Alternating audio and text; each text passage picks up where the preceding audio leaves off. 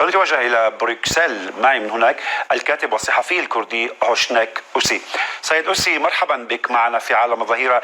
حقيقة ضيفي من دمشق النائب صفوان القربي وضع إصبعه على الجرح، أليس كذلك، عندما يقول بعض الأخوة الأكراد راهنوا على الأمريكيين مرة بعد مرة، خذلوا على الأكراد أن يتخذوا الآن، هذا كلامه، خطوات أكثر جرأة وأكثر منطقية. دعنا نبدأ من هذه النقطة. الأكراد يقولون طعنا في الظهر، ماذا الآن؟ نعم، لكن ضيفك في دمشق لم يضع إصبعه على الجرح، على العكس تماما.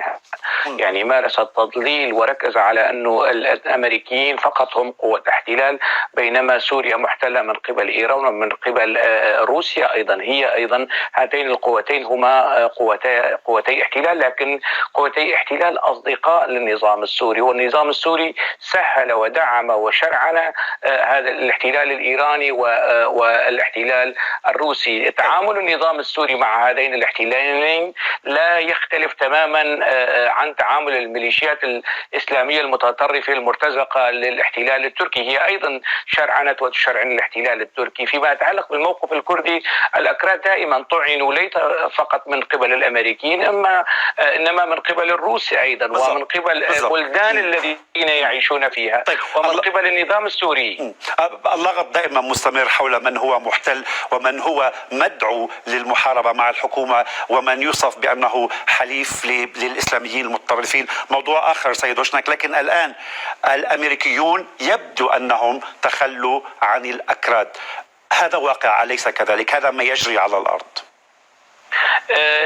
نعم، يعني المؤشرات تشير انهم تخلوا عن الاكراد، والاكراد خياراتهم صعبه وضيقه ومقلقه بصراحه. يعني ويعني اعود الى ضيفك في دمشق، لانه تحدث وكأن الذين يحكمون دمشق هم الاكراد. يعني تركيا او النظام السوري لديه التزامات، ينبغي ان يحمي بلاده، ان يحمي الحدود، والاكراد دعوا النظام السوري في مسألة عفرين، والنظام السوري خذلهم، والروس خذلهم. هناك يجب أن نميز بين ما يطالب به الأكراد من حكم شبه ذاتي في المنطقة عندما يكونون متصالحين مع الأمريكيين، عندما يخذلهم الأمريكيون يعودون إلى دمشق الرسمية. هذا أمر واقع أليس كذلك؟ لا ليس صحيحا.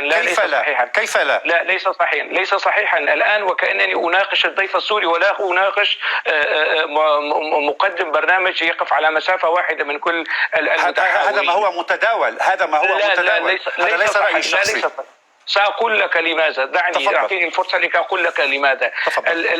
قبيل الاحتلال التركي لعفرين اتجه الأكراد إلى دمشق وحاولوا فتح قنوات حوار وطرحوا مشروعهم. المشروع الكردي في سقفه في أوجه ينحصر ضمن منح بعض يعني الصلاحيات لمناطق الكردية أو المناطق ذات الغالبية الكردية في الإطار السوري، لكن النظام السوري يرفض يعني إلا العودة إلى النظام البعثي الشمولي،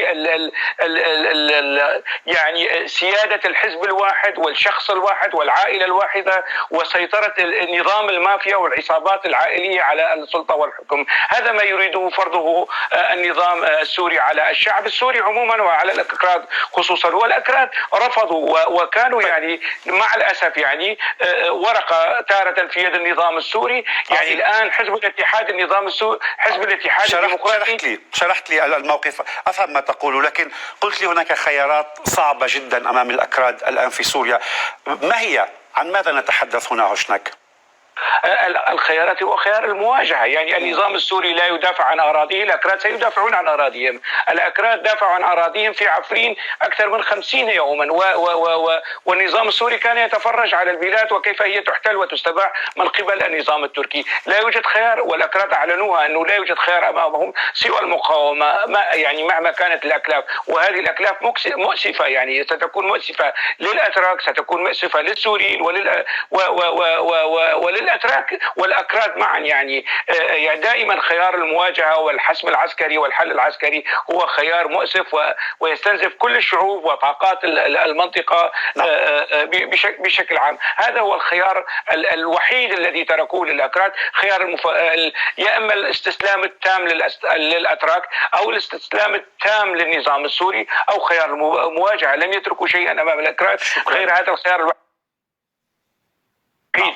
أشكرك على المداخلة من بروكسل الكاتب والصحفي الكردي هوشناك أوسي، شكرا جزيلا لك. طيب نتوجه إلى